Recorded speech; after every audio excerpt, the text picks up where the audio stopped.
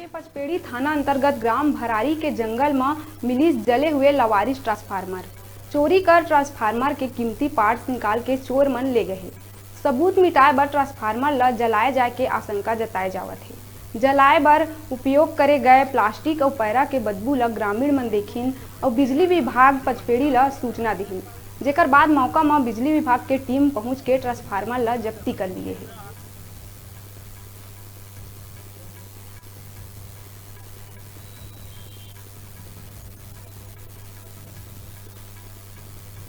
आरी के जंगल में एक ट्रांसफार्मर पुल के नीचे पड़ा हुआ मिला था, जो 25 kVA का है, जिसका अंदर का कोर चोरों द्वारा निकाल दिया गया था।